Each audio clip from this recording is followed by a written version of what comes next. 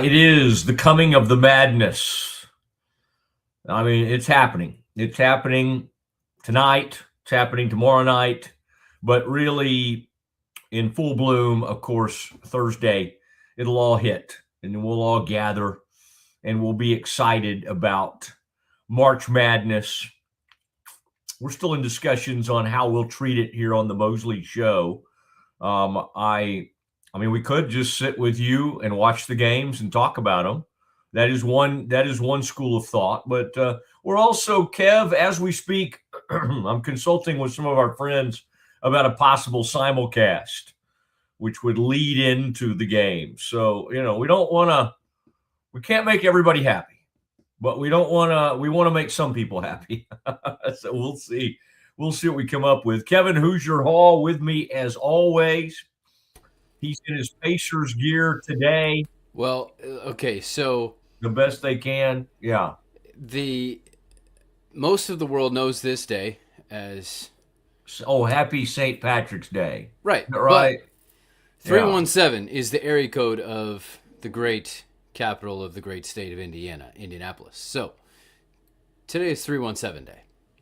Indianapolis. Yeah. Oh, great. We're excited about that for them. And the Pacers are putting on a clinic on how to tank without being fined any more than they already have been. Competitive tanking is that as Kevin Connors pointed out yesterday. Right now, the Pacers are number one in the AJ DeBonsa lottery. The Mavericks beat the Cavs the other night. Cavs are good. I don't know what's going on. Yeah. All right, I'm looking at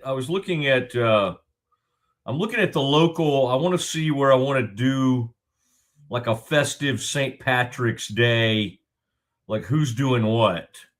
I like the people that are giving like sort of discounts and doing some fun things, and so I'm kind of looking at all the. I like to support, especially there in Central Texas, of course. Schmaltz is the greatest sandwich shop in Central Texas. There it is. We love them. But I love people that'll go on their Facebook and Kevin, it's funny when Schmaltz comes up, one of our old partners there that I'm sure will be back automatically comes up, but we're giving him some free pub. Ascension Providence. We love you guys. We know you'll be back. We love the campaign that we did during Baylor football season. Schmaltz's, though. Oh, my gosh. I love it. Love the sandwiches. Love the schmaltz. That's what I order when I'm there. And I would think for a St. Patrick's Day, you have until 3 downtown. I think the one out on Valley Mills is open a little bit later. But go check out our friends at Schmaltz. And then, Kevin, remind me later today, I'll remind everybody, or you can throw it up on the screen, that memorabilia, the card show coming up. That's a big one. In fact, that's going to be, wow. I mean, that's going to be huge. Coming up this week. Look at that, March 20th and 21st. Right, I believe today's the 17th. So starting Friday, and look at that as featured on the John Morris. Kev, we're not going to blame you for whoever did this did misspell my name. I mean, it's okay. I'm not, but somebody brought that to my attention. It's Mosley. All right. If we're gonna tease the shows, we certainly would like to get the host names correct, but that's okay. J-Mo and Mosley. The Texas Sports Hall of Fame Collectors Show. That's at the Texas Sports Hall of Fame, March 20th and 21st. A really cool show. And then look at all the people that are going to be there. Alvin Robertson, the great San Antonio Spur. He was a great player. He was a great college and an NBA player. Mel Renfro, one of the greatest of all time, going to be there Saturday, the 21st. And then, let's see, Beasley Reese. What uniform do they have Beasley in there? Beasley was a great, went on to become a really good broadcaster, was a great player and then lives in the Central Texas area now. Greg Hawthorne, Baylor guy, ended up playing with the Steelers for years.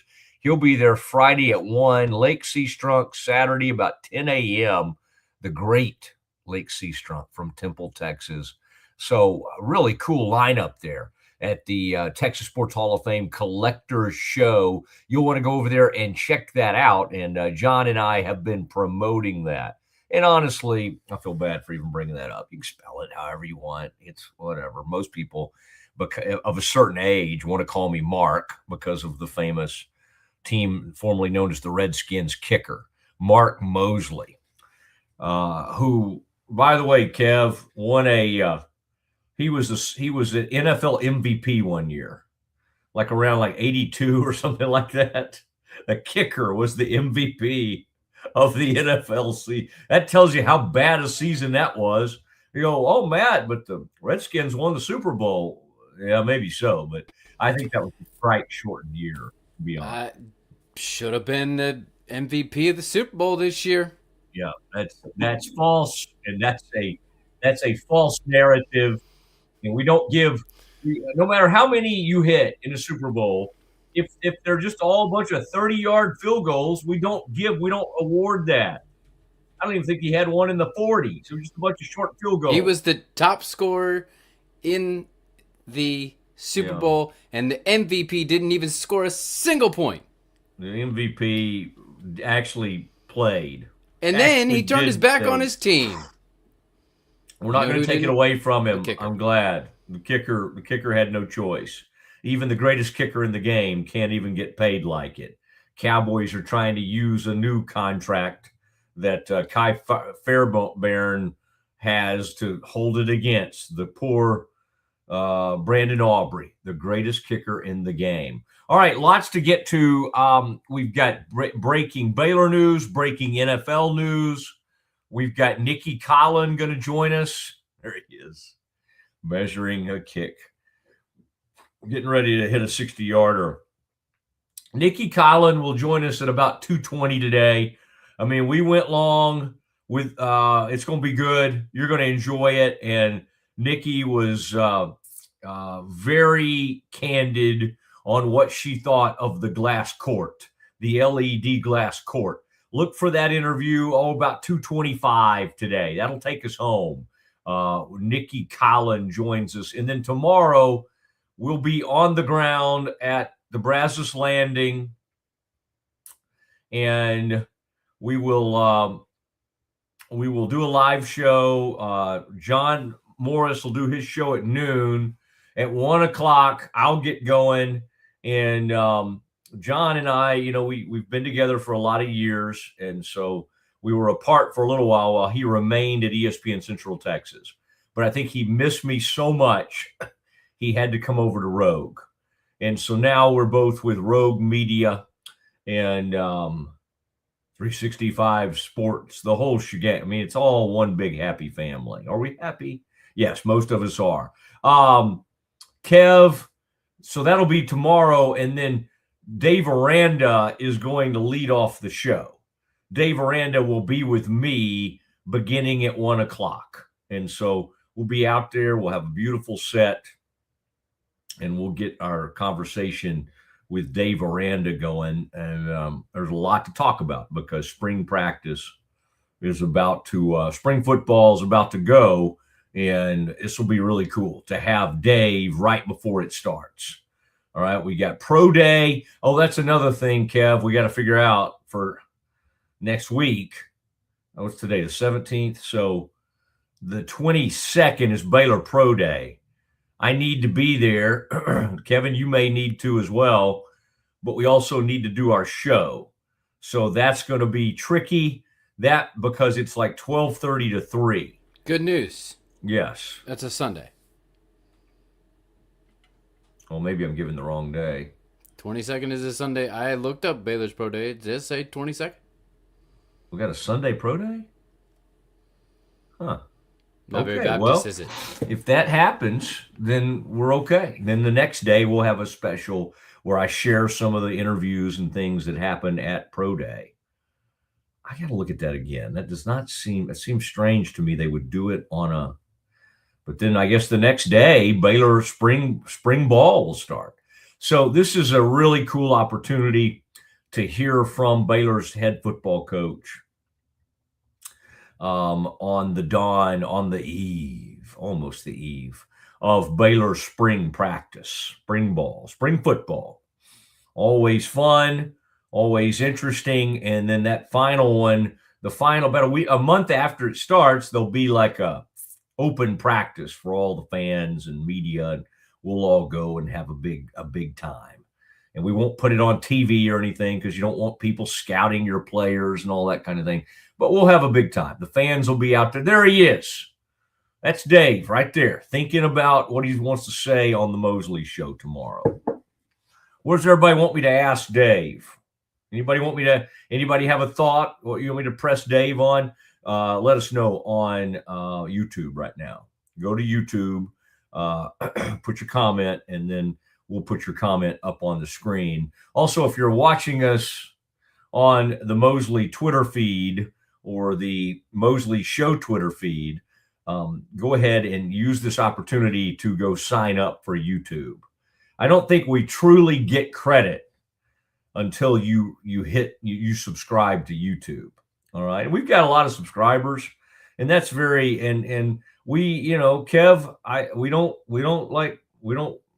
farm that out. We don't like pay any money for that. I'm not above that. If I thought I could get like several thousand more, I might pay like 10 or 15 bucks, but we have not spent a dime on trying to do that. We've just grown it organically, and we mainly just use Kevin's glorious hair to bring in more and more subscribers. So we're happy to have you.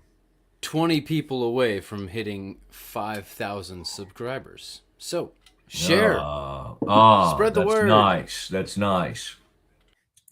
5,000. I mean, that's got to be something. Although Sousa somehow has. Now, Sousa will get his wallet out every once in a while and kind of flash his money around. I probably should do that.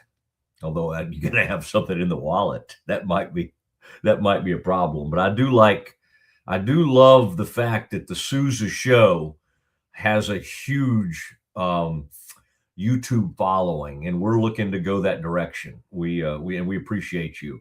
I would like my Twitter following, which stands at around 40,000. I need all my Twitter people to go over there and subscribe. In fact, Kevin, maybe I'll do that today. Maybe I'll put something out there that says go do that. Okay, this is good from Scotty B. How are the players who missed most of the season or all the season with injuries for Baylor football? So, yes, I know who he's talking about. I had that one player I really liked that got hurt in the game, and man, he was upset. It might have been that Arizona State game. They lost the game, but I just loved how much he cared, and how I remember just how awful that was. It was a bad injury, and it was a Baylor kind of edge rusher linebacker, and I'll get that question. Thank you, Scotty B. Appreciate it. Anybody else who wants to get a question in or is curious or wants me to ask something to Dave, just get that in. Thousands of people out there. I like that. 5,000 subscribers. Come on, get us 20 more. Once we get to 5K, then I think we can get to 10K in a huge hurry. Because I have noticed even recently some of our interviews we'll do. We had one the other day. Who did we have on that was pretty good?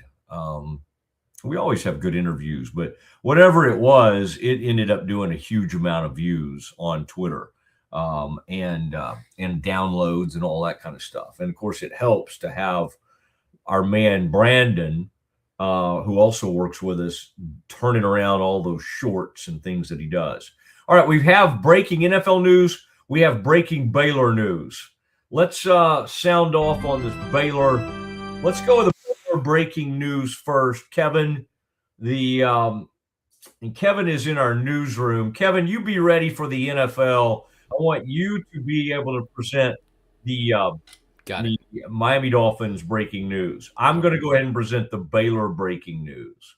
And it is that Baylor has signed an extension, a 2-year deal with Isaac Williams. I like Ike. And he has done his own announcement about the time all this was breaking. Tipton had this, Sikkim 365. A lot of our friends were out there breaking this news. Tipton, what is his name? Joe Tipton does a nice job on some of this stuff for On 3. I think he's with On 3. But also, sometimes players should be allowed to break their own news. And this is his official announcement. Proud to announce I've signed a 2-year commitment to finish my collegiate career at Baylor. All right. This is a young man that came to Baylor from Corpus Christi, Texas A&M Corpus Christi. Was supposed to be a backup, was a backup earlier in the season. Showed signs because he has really good explosion, athleticism. He blocks shots. He can play some own ball defense. It was a big leap coming from where he came from to Baylor and playing in the Big 12. And quite honestly, something happened when they put him in the starting lineup. The Bears started competing and started staying in games in the Big 12. Now, of course, they want to do more than that. There are no moral victories, but they did not really. They were pretty awful and non-competitive until they put him in the starting lineup. And then, games against BYU, Arizona, even U of H. Part of the reason they were able to hang in there in those games is because he was getting penetration, he was passing the ball, he was finishing at the rim. Isaac Williams is a playing dude. Now, is he the starter moving forward? Who knows? Maybe, maybe not. I don't know. But I love the commitment, and I think it's a great thing to commit to Isaac. And at a time where they really, really had an awful season, this was one of the bright spots. And he just did it. He took a huge leap this season. He went from, again, he was not supposed to be a starter because of injuries and Rob's departure and Obi Agbum being a decent shooter and shot maker, but not being a point guard. Isaac became really the only true point guard on the roster. And he took a lot of pressure and a huge role, and he handled it beautifully. All right. So this is a happy day and a lot of sad days for the Baylor men's basketball this year. This was a happy deal. And Kev, we didn't even get to announce it yesterday because it happened after our show. The Bears will participate in the Crown. The Crown. Heavy is the head. The Crown is a tournament where the winner gets like $300,000, and I believe that's split among the players, and that's kind of a cool thing. And it's on Fox, and it'll start April 1st. Today is the 17th, so I got a little ways before this happens. A couple of weeks away from the Crown, and I don't know, about I can't remember how many teams are in this thing. 8 teams, 12 teams, something like that. I did see a couple of other big, not other Big 12 teams because Oklahoma's in the SEC. I think OU's in this thing, and I think I'm trying to think, maybe West Virginia and Colorado. I'll have to look at the field again, but the Bears open against Minnesota on April 1st. And that's a late game. That's going to be 9:30 in the evening on April 1st. Scott said something about always love the chance to win a championship in April. I saw that too. Yeah, I know. I kind of had that thought. Again, I love Scott. Scott will be on with us next week.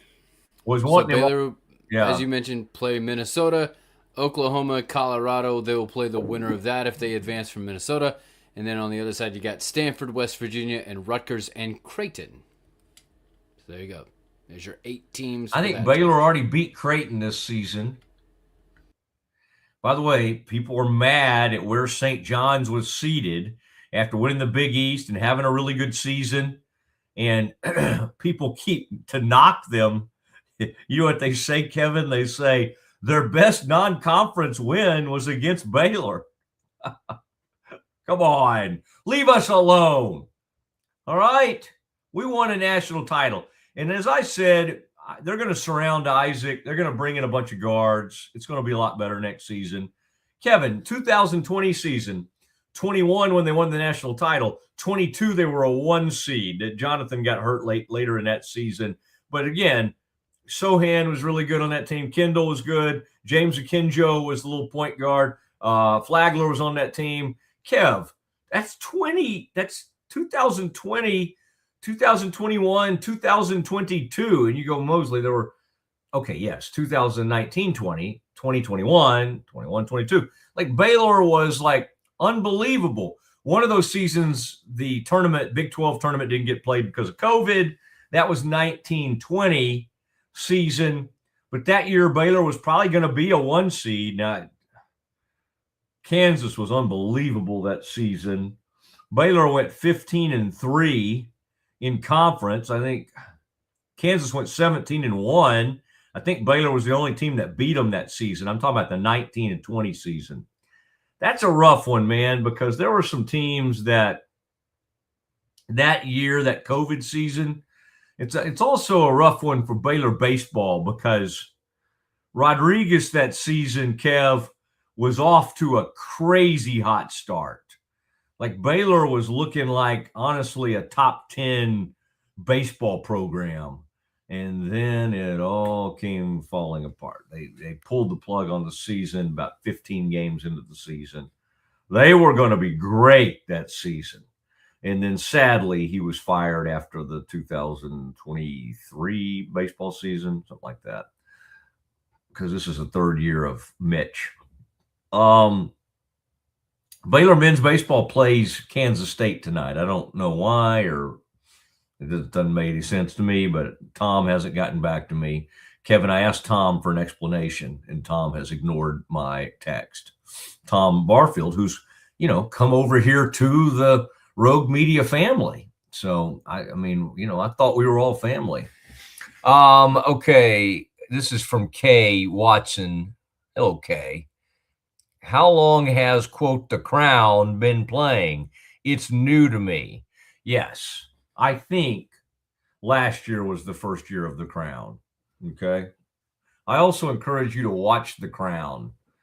Like 3 or 4 seasons of that, really good. Kind of takes you back to, the beginning of, it's good. And then it brings you up to date to Charles and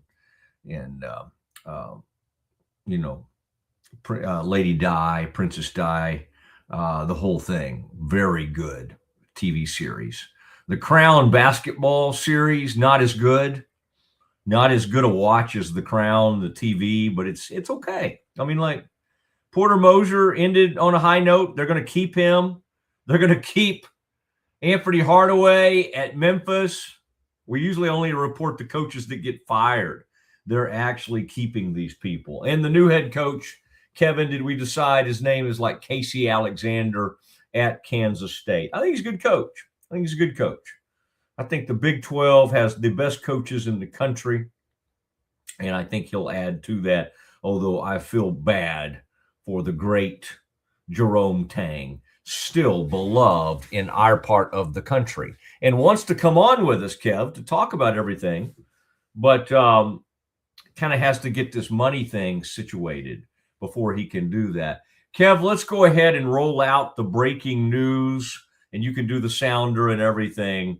Let's get the breaking news sounder for in the NFL. This is the big receiver news. I would call this a blockbuster trade that went down this morning. First reported by Rappaport or Schefter. They were close. Let's get Tom Pelissero some love from NFL Network. All people I've known for years. it all kind of happened at the same time. Kev, what do we have? So it was reported yesterday. I believe it was Champ Bailey said that there was big receiver news coming for the Broncos, and everybody thought that it was A.J. Brown going to get picked up and traded to the Broncos, but today it was Jalen Waddle from the Dolphins now to the Broncos, giving Bo Nix yet another weapon in that already stacked receiver room. And why would the former NFL player Champ Bailey have access to any breaking news? I think he's associated with the in somewhere in the organization of the Broncos. There. Well, yeah, but he shouldn't be. If he is, he shouldn't be breaking news. If he's taking a paycheck from the Broncos. He was just saying, hey, there may be some big receiver news coming. So okay, all right. I remember Champ well. I remember him. I think he was with the Redskins and then with the Broncos. This is a big deal. Now the pick. Okay, look real quick and give us the compensation, Kev. The pick's coming back. The Broncos give up the 30th pick in the first round, and then there's a third and fourth. Now there's another fourth coming back. Let's not worry about that. Third, there's also at the end of the third round, into the fourth round, the Dolphins are getting all those picks, right? First rounder, third rounder, fourth rounder in this coming draft. And then the Broncos also. So it's basically a fourth round swap, and then the first and the third. That's a lot. I thought that's pretty good. I thought they did pretty well, although, now the Dolphins have a new quarterback. And you have to think it's Malik, right? Isn't that where he went? Yep, Malik Willis. He's got to be thinking, okay. I mean, excited to be here, but this dude's pretty good. Yeah, Waddle has put up big numbers over the years. Obviously, probably benefited from Tyreek being there, and he also was, but last year in a year where Tua, they just did not have a good season. The previous year they'd put up record numbers, but Waddle had over 900 yards receiving, probably 5 or 6 touchdowns. Can't remember, but he's a good player, and boy, this gives Bo Nix and the Broncos, a team that was in the AFC title game, and were undermined, obviously, because of the injury to Bo Nix. But, boy, this gives them another great weapon. I mean, I get why you do it for both teams. I would just say the huge upside for the Broncos because they get is he a number? Does Cortland Sutton and him like 1A and 1B type deal? Right. Or do you think Waddle's better than Listen Cortland to the receivers. Sutton? All right, let's go. Cortland Sutton. Now Jalen Waddle, Troy Franklin, who's same year rookie deal as Nix, came from the same university, so they got that chemistry. Marvin Mims Jr. and Lil Jordan Humphrey. That's a lot of different kind of weapons, and if you know Sean Payton, which I know you do, he likes a lot of different variety of weapons that could do different things within his offensive scheme. Woo. Man, I remember that when he was at his best with the Saints, they had Malcolm and Devery and who's the guy that was so great for that came in after that? They had Robert, the guy from that played at Tennessee. They had some really good, but then after that they had like a All-Pro for several years. The Saints did when Sean was there, and it's escaping me. Who was their great wide receiver for years? Anyway, at one point, Meacham was who I was trying to think of, Robert Meacham. But then there was another great receiver that played until only about 2 or 3 seasons ago. That was great. So he knows how to function with a ton of guys. Marcus Colston was great in his own right, but even post Colston, Michael Thomas. Michael Thomas, yeah. There you Michael Thomas had a great run there. So it was Meacham, Colston, Devery was mixed in there somewhere, and then Michael Thomas was their best receiver of all those guys. And he had about a 4 or 5 year run of greatness, Michael go. Thomas. So that leaves the receiving core for the Dolphins now.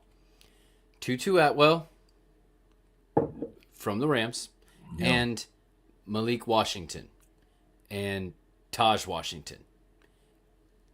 And that's it. Yeah, it's not great. It's not great. And they need to go. That may be, you need to look at A.J. Brown, see what the Eagles are going to do there. Speaking of the Eagles, they have a new receiver named Brown, and that would be Hollywood Brown. Okay. They picked up from the Chiefs now. What was that deal done for? Let's see here. Hollywood Brown, and I just wanted to look at what, because he has had his moments. Certainly had his moments with the Ravens. I kind of wanted to see. He was a free agent already, so it wasn't it was just they picked him up. $6.5 million. You're right. He was just out there on a free. Yep. I did see that. Okay, I'm looking at his time.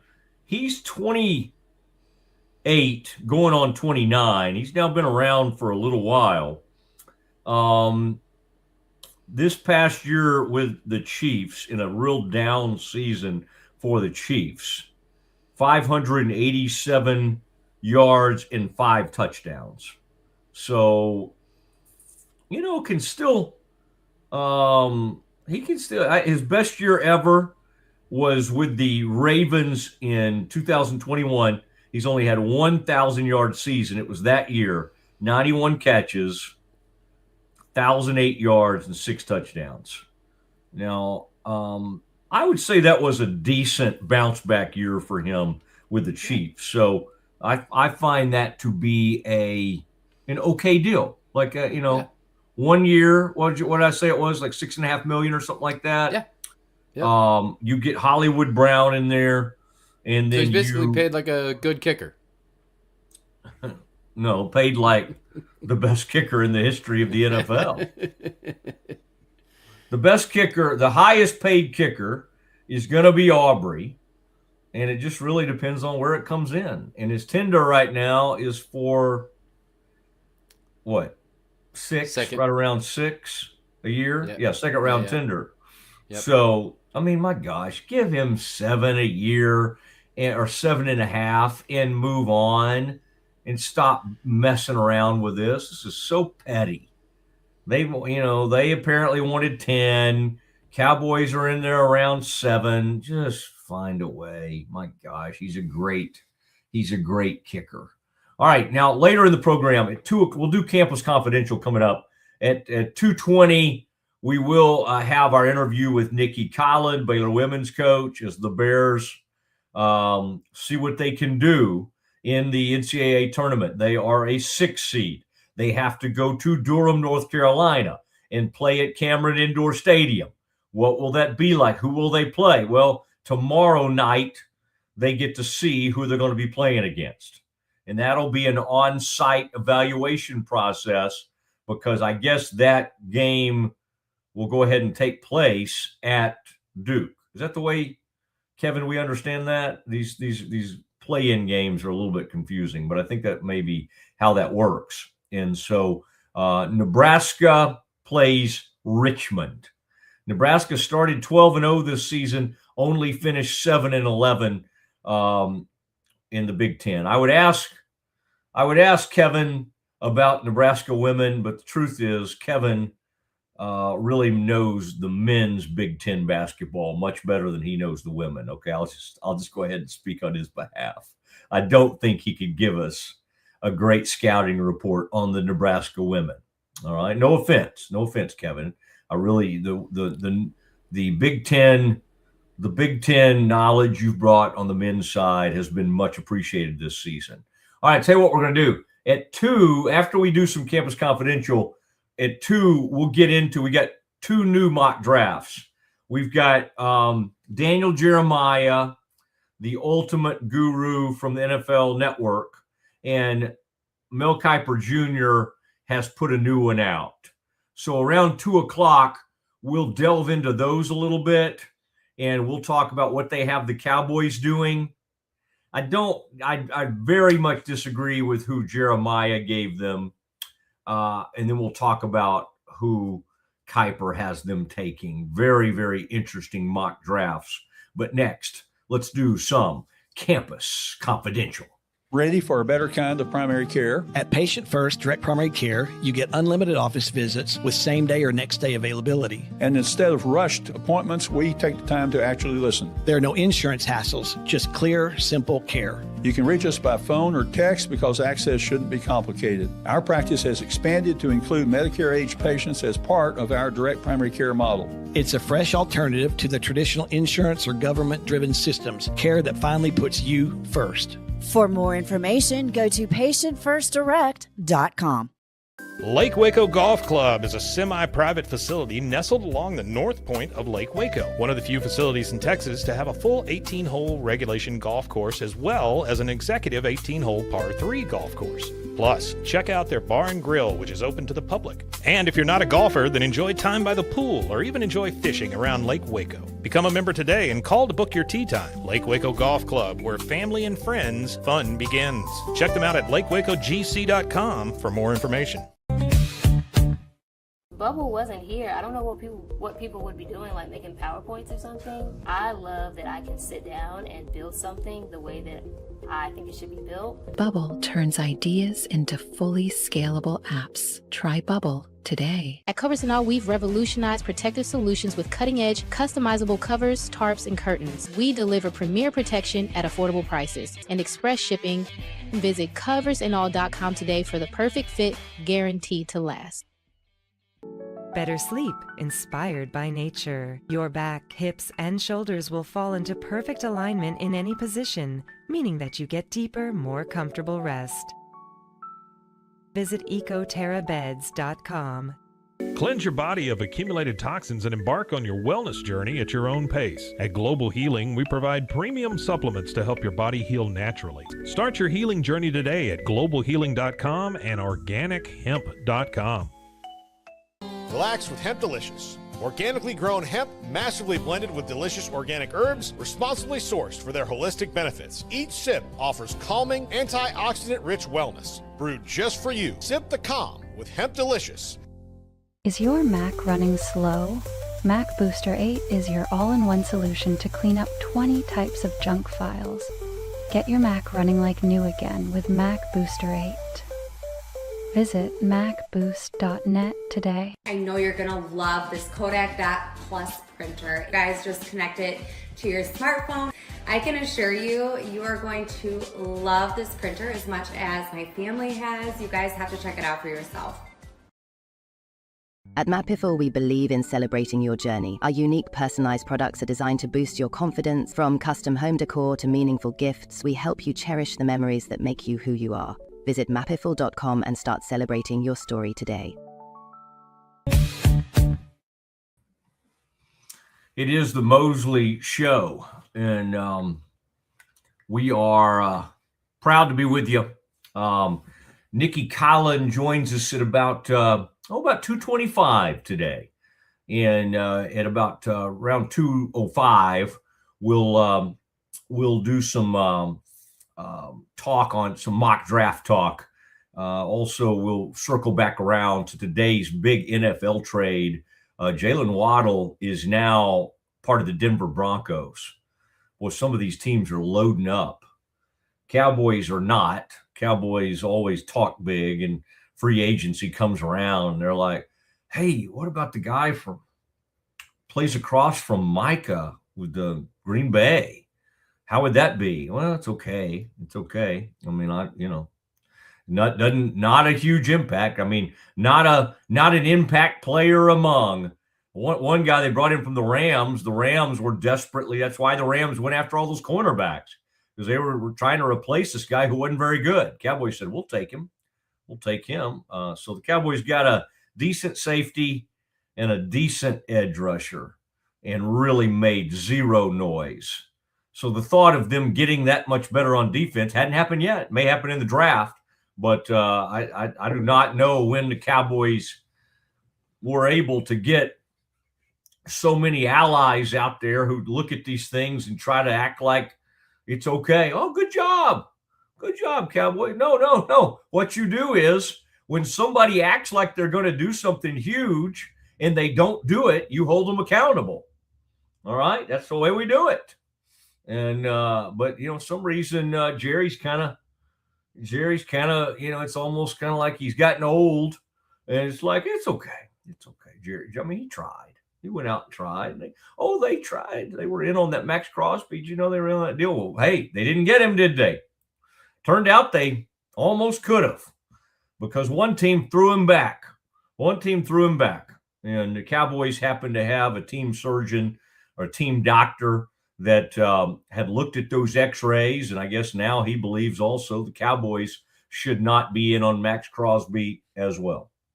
So I think the thought is Cowboys traded their great pass rusher away. Why would they then go in there and try to find another great one? Now, maybe, again, this will all go away, and some of the criticism can go away if they find a great one in in the draft. Maybe they will. They found one in Micah. Is there a Micah Parsons lurking out there in this draft? Is it Bain? Is it Messidor? Is it Parker?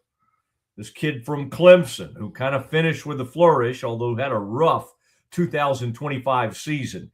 Kev, let's do something we like to call Campus Confidential. Let's do it. And Kevin leads this segment and always comes up with some interesting thoughts and interesting questions, things to look at for both of us. And we've got interesting college basketball news as we get closer. Kevin, remind me, I've got a humorous one for you involving a mistake from my old employer, ESPN.com. They made a big mistake on some of their women's coverage, but we don't have to start with that. Kev, where do you want to start?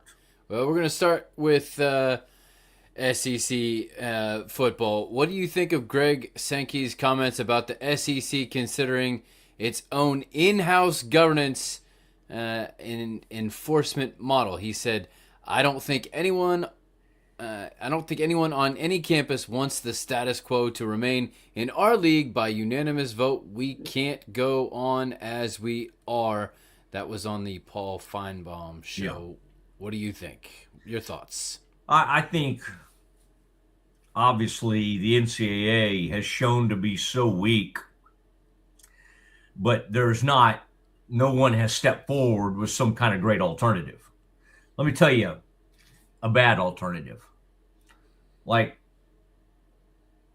these conferences governing themselves, because I'm so certain that they'll punish Alabama like crazy. Oops, Alabama, they're tampering. Let's go do something to Alabama. Nobody wants that. Nobody wants, the only punishment conferences should do is when one of their coaches goes after the officiating, or when there's some kind of court storming incident, that's the stuff. Or somebody in the stands has a bad chant, like what happens at some of these places. They say something negative about our friends in the LDS. Yes, the conference at that point should probably step in. But the thought of conferences governing themselves, it's not great. This is Sankey, my old friend, the old Southland Conference Commissioner from back in the day, the man Mosley we used to have little lunches with. Greg, where do you want to go today? Let's just go let's go to Chili's. Let's go get some queso. Now he's like the most powerful man of all in sports. Mosley's doing a YouTube show, which I love, by the way.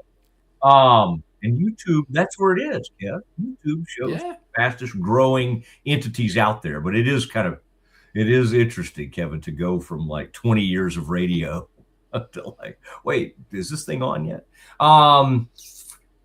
So yeah, I think this is more of a misdirection play by Sankey. He's not actually going to do this, but he's, by threatening, that's sometimes the only way you get other people to change, whether that's this new, Trump doing something, President Trump, whether that's the thing that monitors the NIL, that, he by threatening this, he's hoping something over here helps. But the thought of the SEC governing itself is a joke. Yeah, I think to say that no one on campus is happy, I can think of 3 different campuses that might be happy about this. That would be Ohio State, Indiana, and Michigan, the last 3 national champions. Oh, wait, SEC wasn't a part of that. Mm-hmm. That may be part of his bad blood in that regard. And, of course, Paul Feinbaum is going to give that a full-on megaphone.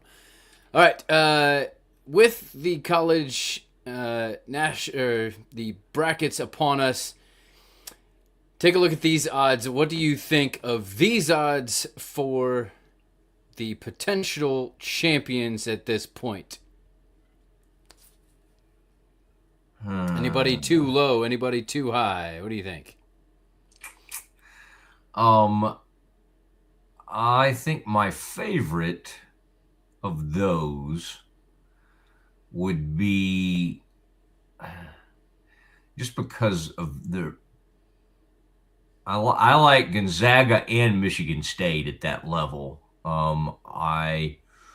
Because of my respect level for both those coaches. I mean, in some ways they're the same person, because Tom never misses the tournament. He's gone 28 straight years or whatever it is.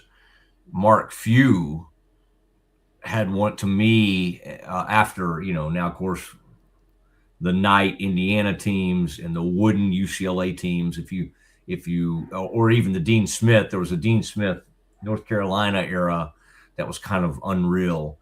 But in our sort of more recent era, the Gonzaga thing where they went 8 or 9 straight Sweet 16s. Yeah.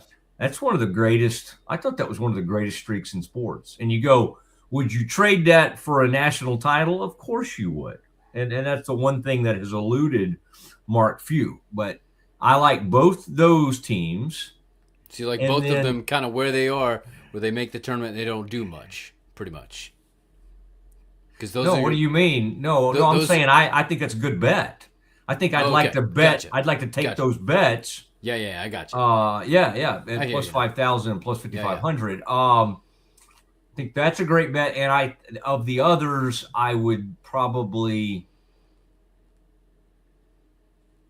just because of Hurley, and at times that team's been pretty dominant. I like Hurley at plus 2,200. The others don't do that much for me. Watch out honestly. For Purdue at plus 3,000. There are several people who, professional analysts, who have Purdue winning it all. So watch out. I mean, that I'm a professional analyst, and I don't give a hoot. I just, for them, and you watched it, they kind of slogged around for a while in the Big Ten. Purdue, they went through kind of a, what they go 6 and 7 through like one portion of that schedule. Now, I mean, I love what they did in the tournament, and maybe that's turned them around. I think it's the fact that they started well and they're ending well. You can kind of get away with some stuff in the middle while your injuries are figuring stuff out. But if you're hitting your stride right now, which UConn is not, then maybe that's a good thing. I would say if you take the strip the numbers away on all that list, I have a hard time. My eyes keep going back to Arizona just because. Yeah. I just think there's so much greatness to that team because you got a great guard. You got two awesome guards and Burries and Jade. I mean, you got a guy, he was the Big 12 player of the year as their point guard. He only averaged 13, 14 points a game, right? Yeah. Burries, in a lot of ways, is a better scorer than him, Braden Burries. Yep. And then they've got everything you could possibly want. Krivas is a shot blocker defender. Pete is a finisher, down low. The only question, Waco comes off the bench and is a bruiser. Delorso Delorso gave them a different element. I would say that was good that Pete was out for as long as he was, because Delorso became their consistent three-point guy. That's the only thing they don't do that most of these teams do. They're not a three-point shooting team. And almost everybody else on this list, I mean, you find me somebody that doesn't shoot the three. You can't find it. Everybody does except Arizona. That's an interesting facet of this. Yeah. I mean, and that's, that comes from a professional. Right. That's right. Exactly. All right. So then the games tonight, as if they mattered, but they're still there. Who you got? UMBC 1.5 point favorites over Howard. Is that tonight? Yeah, it is tonight. I got to fish I've got an old Retrievers cap somewhere. I when they beat Virginia, I got so caught up in that. Yeah. There I was, a man in my mid-40s, and I was watching that, and it inspired me so much. I made one of those impulse buys online, and I bought a UMBC Retriever. Yeah. Ball. Yeah. So you got the Retrievers. You're retrieving the Retrievers tonight. I'm going UMBC there, even though we had some flight issues against the Howard Bison. That's correct. All right. And then Texas is a 1.5 point favorite over NC State. Give me Will Wade and NC State in this game. All right. Sounds good. They cover, they win, and that'll be interesting. Texas, and you know who's doing that game? Who's that? That would be Dick Vitale and Charles Barkley. I don't know who's the play-by-play. Is that game in Dayton? Where do they play these? They games? play those first four in Dayton. Yeah.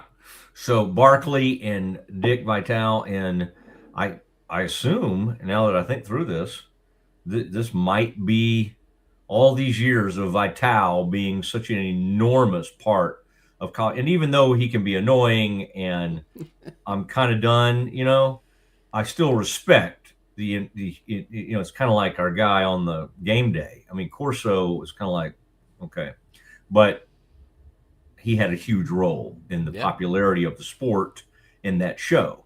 And Vitale, maybe more than almost anybody ever, the love of college basketball.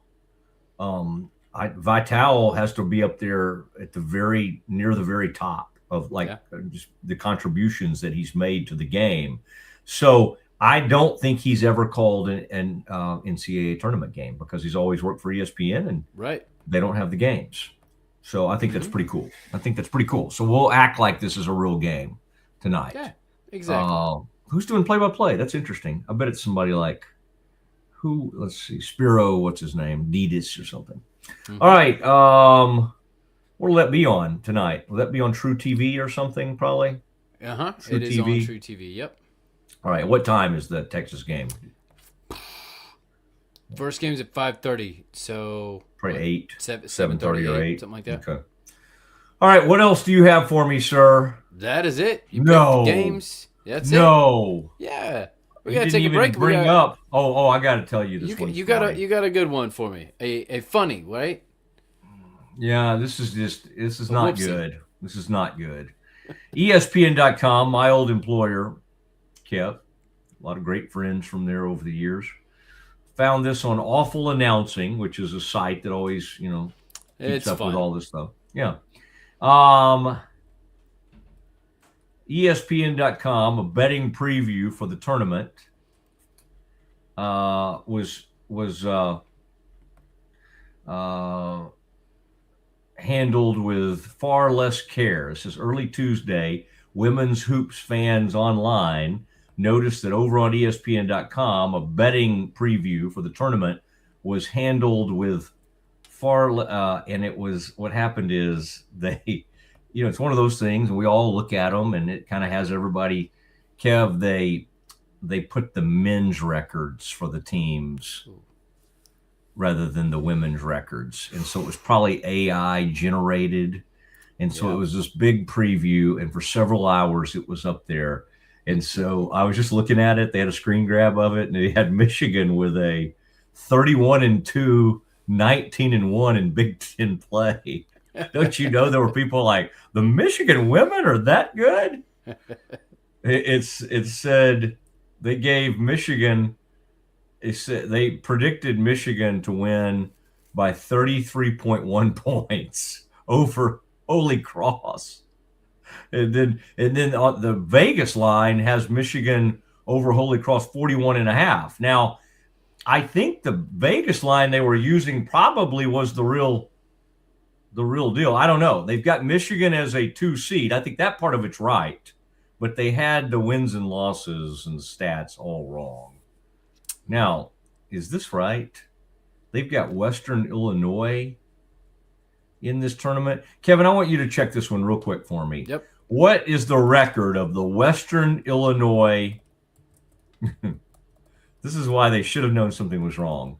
The Western Illinois women, they're the 13 seed facing UNC in the opening round game in Chapel Hill. Find out the record this year of the Western Illinois women. 26-5. Pretty good, huh? Yeah. This one had them with a 5-26 record. Oh, they... And 1-19 in OVC play. They literally flipped it.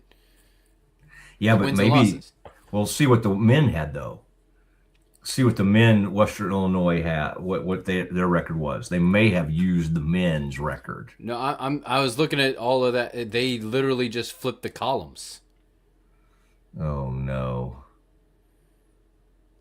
Oh no, that is so weird. That is the men's record, okay. And the men's record is exactly flipped from the women's record. Okay, that's what I'm saying. They used weird. AI to put this together. Yeah. This is why AI, people out there making decisions, you can't use AI Mosley and AI Kevin to replace us on this show, right? Much as you would like to. Yeah, we're smarter than that most of the time. I wouldn't. Let's not go too far. All right, we got Nicki Collen coming up, and the Nicki Collen one-on-one as the Bears get ready to start the NCAA tournament. It's a Friday game against against the winner of Nebraska versus Richmond. All right, they'll play the winner of that game, and that will happen in Durham, North Carolina. All right, and then the winner of Friday's game between Baylor and that game will play the Duke Blue Devils, I guess, on Sunday. If Duke gets by its first round matchup, which I think it will, since it's hosting this thing. All right. Thank you. There we are. Let's do some NFL mock draft. Let's do it next. The reason that their service is outstanding because the people they have working, behind the desk and the folks working out in the garage, taking care of business. And they give you a date, they give you a time, and they're spot on. And they're professional, they take care of it, and they answer all your questions, and they're fun to work with. Like Alan Samuels always said, Waco has a lot to offer, and so do we at Alan Samuels Dodge, Chrysler, Jeep, Ram, Fiat. Come by, let's be friends. Enjoy a quiet atmosphere with beautiful river views at the Brazos Landing, located in Waco along the Brazos River across from McLean Stadium. Enjoy homemade dishes like shrimp and grits, chicken piccata, braised short ribs, prime New York steaks, and more. Plus, enjoy a delicious dessert like creme brulee or key lime pie. Open for lunch and dinner Tuesday through Sunday. Brazos Landing in Waco, the only place where I-35 and the Brazos River meet. Streamline event and appointment booking with Amelia's sleek, modern, and fully customizable booking forms. WPAmelia.com. That's WPAMELIA.com. Amelia. Nalgene Outdoor has been your trusted companion, fueling adventures and helping protect the planet. We're committed to reducing waste, improving access to clean water, and providing simple, safe, and sustainable products for you and your family. NALGENE.com. A house is a property, but we live in homes. Home sweet home. Homes where the heart is. We aim to deliver the best home buying and selling experience so you can spend less time real estating and more time living. WhyPersonalLoans.com. Request a loan anytime. Our partners can offer loans up to $35,000 with varying rates and terms. Review your loan offer with no obligation and decide what works for you. Visit PersonalLoans.com today. This is what $500,000 in a duffel bag looks like. Actually not real. That's because it's actually prop money. It looks realistic from a distance, but up close you can see it says for motion picture purposes. Visit PropMoney.com today to get your money seen or money shot right with Prop Money Inc. With San, owning iconic furniture no longer requires paying a premium.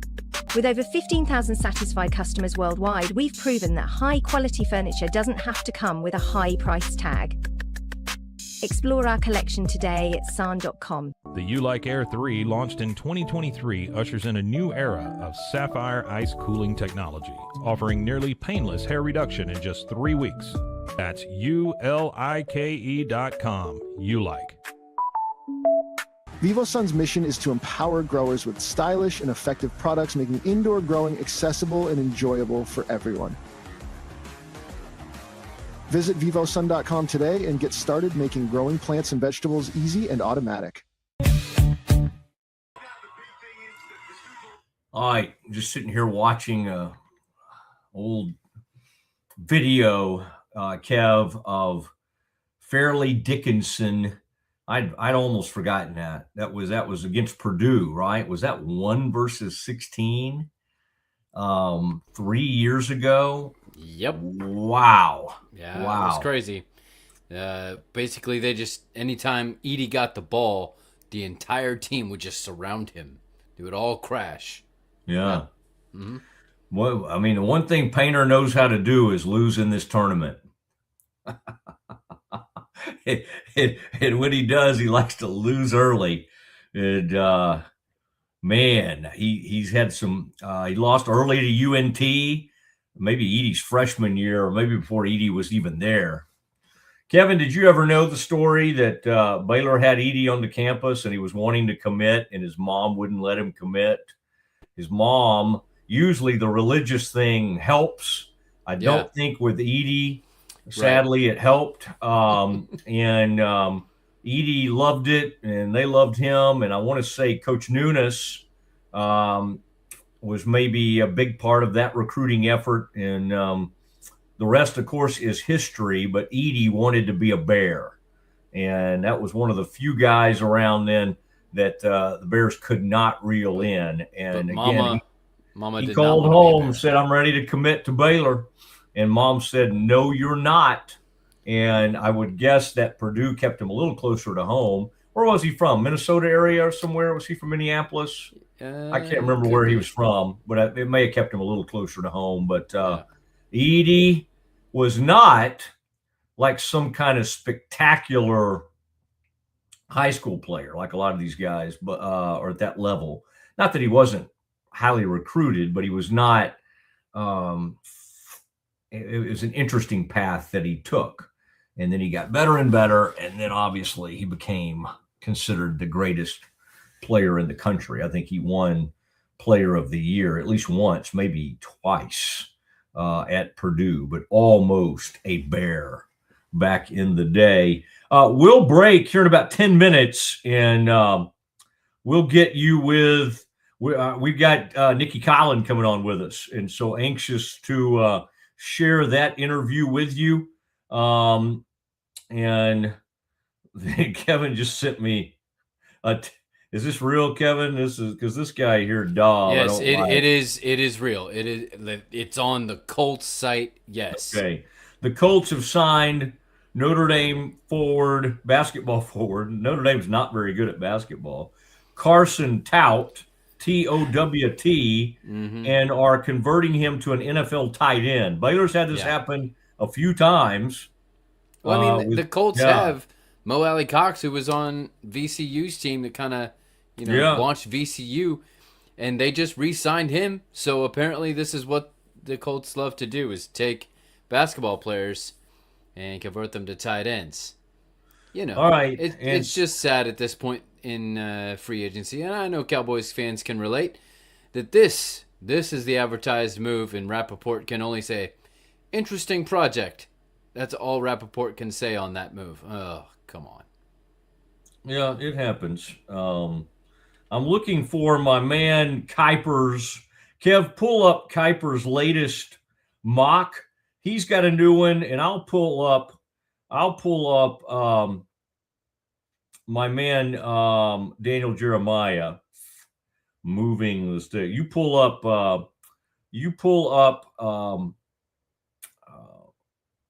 Kuiper, and I'm finding this You're interesting. making me go Kuiper, huh? Yeah, please. You do that. You know I know how I feel about Kuiper. I know, but that's some old Colts that was the greatest news about the Max Crosby, is just I wish I could have been there to see Kuiper's face. And then Kuiper was on his podcast just talking about, oh, it's fine. Yeah, they shouldn't do this. The Baltimore Ravens are known for how stingy their doctors are. No, the Baltimore Ravens are known for how cringy they are. Okay.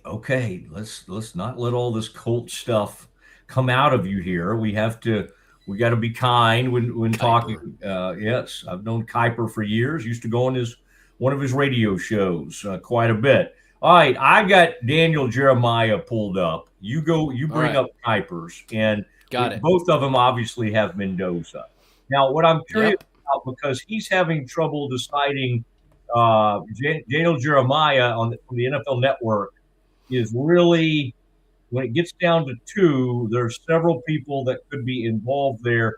He is going with Arvell Reese out of Ohio State, the unbelievable linebacker / edge player.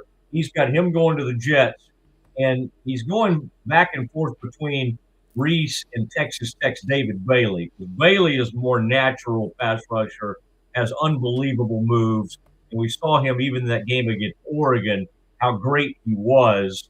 What is Kuiper doing at number 2? Kuiper's got David Bailey. I think this is the first. Obviously, everybody knows Mendoza's going number 1. I think this is the first of many question marks that kind of impacts the draft as it goes down.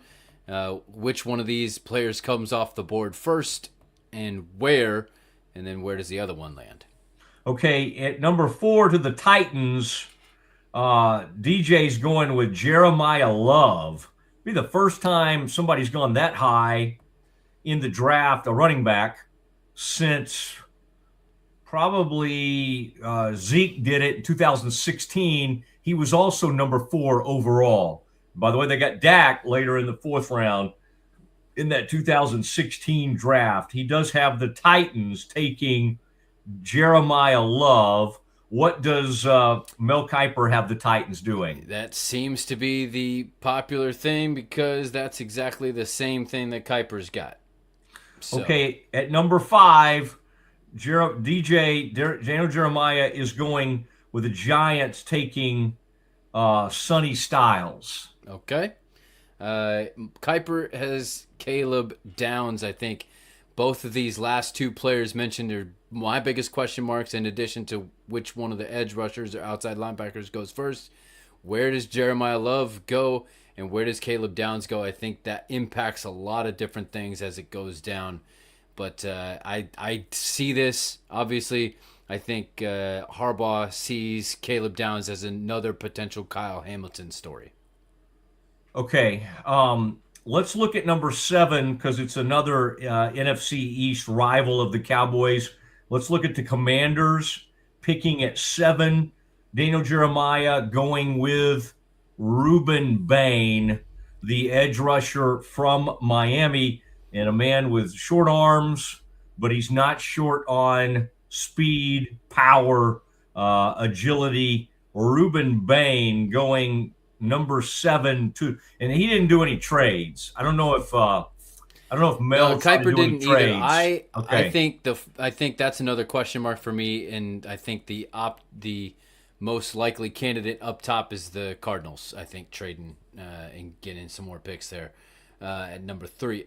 But Sonny Styles is still there for the Commanders, and so that's who Kuiper had them picking, and I totally get it. Yeah.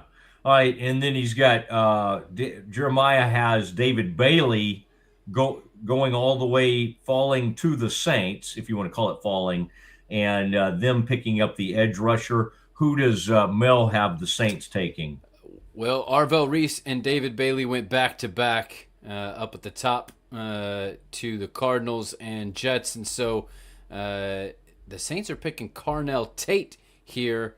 I believe first wide receiver off the board in Kuiper's draft there. Okay, and he has the Daniel Jeremiah has the Browns taking Tate at number 6 overall. All right, so a little bit of difference there. Let's go down to number 12 pick for the Cowboys. Jermod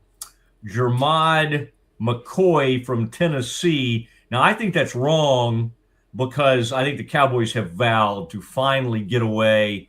They love getting this enormous talent that's injured, but they're sick of it because it generally has backfired on them. So if there's a medical question at number 12, I don't think the Cowboys are going to take that player. And with McCoy did not play in 2025.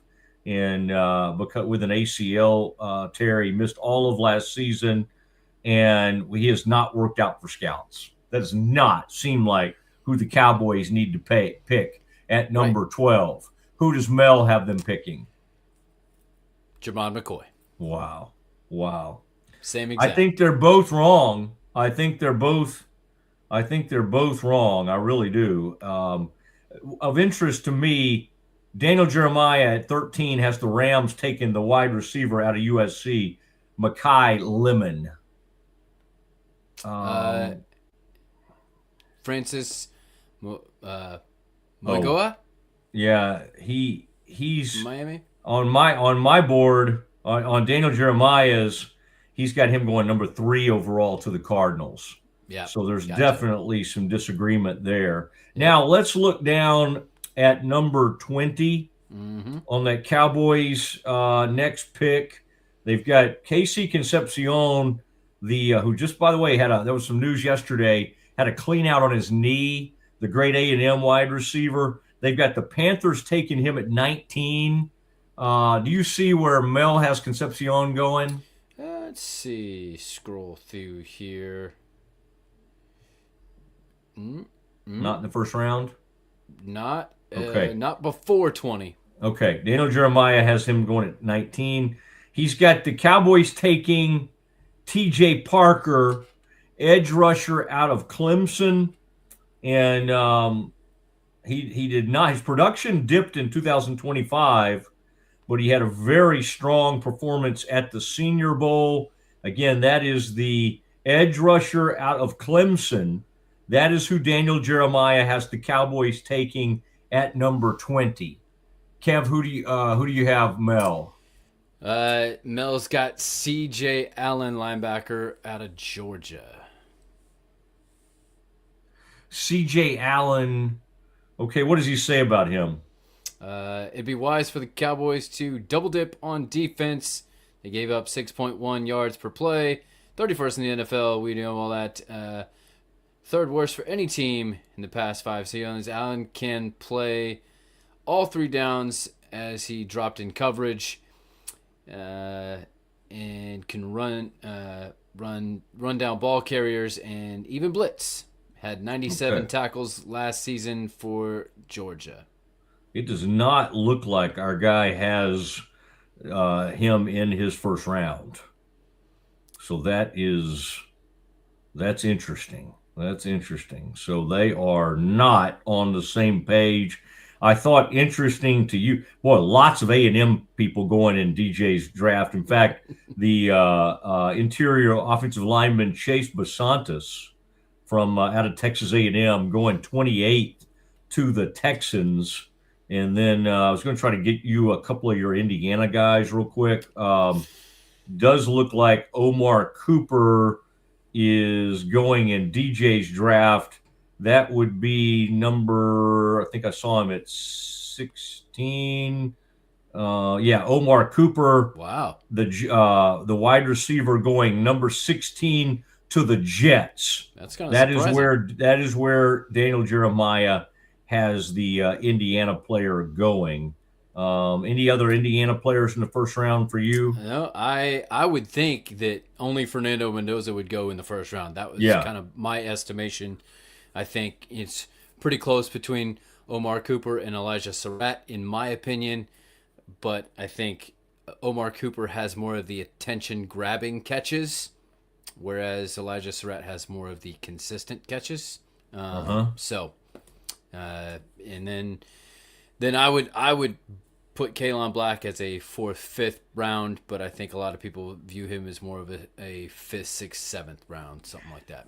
They have A&M's edge rusher Cassius Howell going to the Buffalo Bills at 26. Cassius also a man who the short arms are going to hold him back just a little bit, at least from a scouting perspective.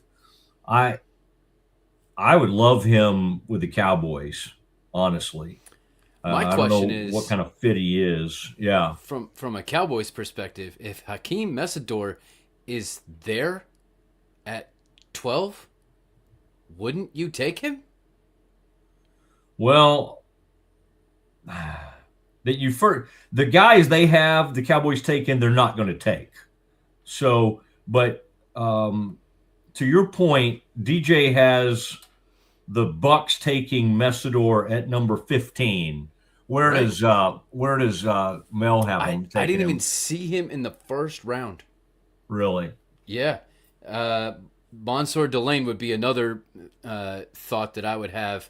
Of course, he had him going to the Bengals, number 10, a couple picks before. And DJ had him going number 11 right before the Cowboys picked. I do think they would love the LSU cornerback Mansour Delane. And you might ask the question, well, do they love him enough to come up the board a little bit? Maybe. Yeah. I mean, you now have that 92 pick in your back pocket, that 3rd round pick that you got for Osa Odigizua. Right. That would be my other Cowboys question is, do they try to make a push to go up to get anyone? Since they got 2 first round, either the package the first 2 rounds or throw in a second, something to move up a little bit. And then there's also, I think, what could fit the Parker system really well is the safety out of Oregon. So then the other question is, do they move down a little bit and Tiedemann up? Tiedemann, you're about? Mm-hmm. Yeah. Move very down, versatile. Move down and take Tiedemann. Okay. Yeah. Interesting. All right. That is our look. And then we had the big NFL news earlier today that Waddle out of the Jalen Waddle out of the Dolphins gets traded for a 1st round pick, and then a 3rd round pick and a 4th round pick. There's a 4th round swap in this thing, but now already photoshopped into that Broncos uniform. And as Kevin was reading off the Broncos skill players, the Broncos receivers now, whoa, man, Bo Nix, who sadly did not get a crack at playing in that NFC title game because of the injury in the divisional round, now has another weapon. Sean Payton has a weapon. I mean, if you can bring in a borderline number 1 wide receiver, and he's very, very good, accomplished receiver, and all you have to give up is, again, I'm not saying the number 30 pick in the 1st round isn't valuable, but to me, a surefire, think about that. there's not one single receiver, Kevin, we just mentioned, and I'll throw in Tyson out of Arizona State. I'll throw in Omar out of Indiana. I'll throw in Carnell Tate out of Ohio State, who could go as early as like 6 or 7 in this draft. There's not one of those players that I would say is yet close to this guy. All right. And Waddle's only been around for, I don't know, what is he, 20? He's probably 25, 26 years old. Waddle's in his prime.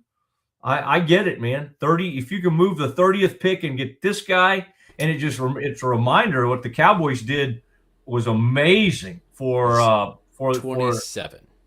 Huh?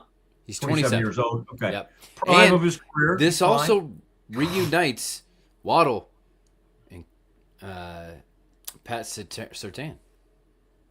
And now they'll go against each other every day in practice, just like they did back at Alabama. Yeah. It's funny, man. I can't think of Surtain without thinking of his dad.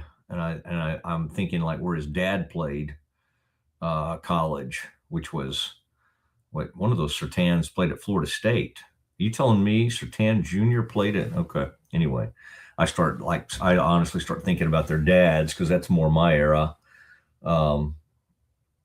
Sadly, I'm all their dad's age now, but that's the way it works in life.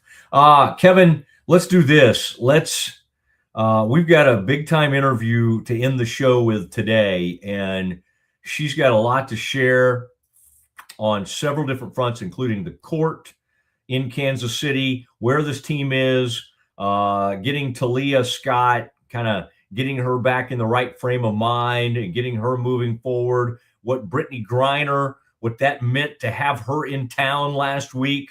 Let's finish the show with the, after we take care of our partners, with the coach of Baylor women's basketball, Nicki Collen. She's next. When you strive for greatness, you have a target on your back. When it comes to finances, we're all targets for scammers. But with the right game plan, you can protect yourself.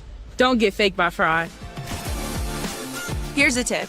If you get a call saying they're going to lock you in jail for missing jury duty unless you pay a fine, that's fake. Scammers use scare tactics to force you to act without thinking. Just hang up the phone.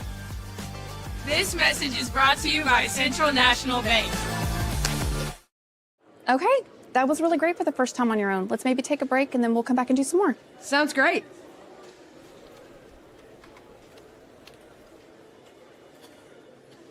Oh, you're back. That was a fast break. I know. Hi, would either of you be able to assist me? Yes, she'd love to help. Oh yes, I love assist. Central National Bank, proud partner of Baylor Athletics and Baylor women's basketball.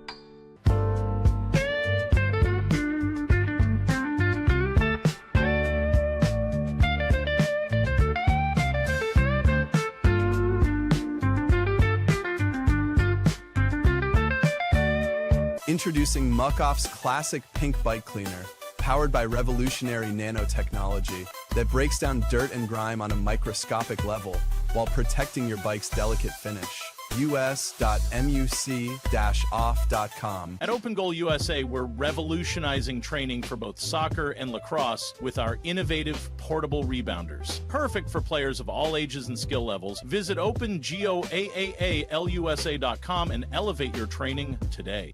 Looking for tickets to the hottest shows, games, and events? Ticket Liquidator is your one-stop shop for great prices, no hassles, and guaranteed tickets. Whether it's sports, theater, or concert, for the best seats at the biggest events, start with Ticket Liquidator today at ticketliquidator.com. Ticket Liquidator.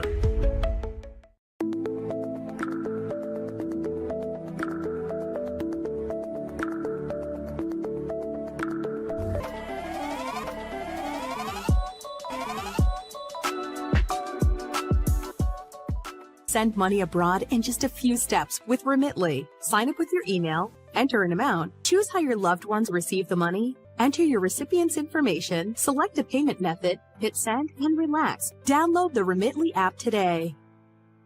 Hi, I'm Mitch, the co-founder of Cake, a sexual health and wellness company designed for today and designed for you. Yes, you. The entire product line can be found at hellocake.com, and it's also available in every Walmart near you. It is the Mosley Show, and Nicki Collen back on with us. And Coach Miss, talking to you. I did get a good visit with Tony late in the season, checking in with him, and then but it's been a little bit, and now the excitement of March is truly here. You know where you're going to be. Congratulations on that. Bears are a 6 seed. Do you feel like it was a nice reset after the early exit from the Big 12? It's like weird. It was an early exit, but when you're like a double bye, you know, it's like it's not that early. It's a strange thing. But I guess the silver lining in that always is maybe a little bit more rest.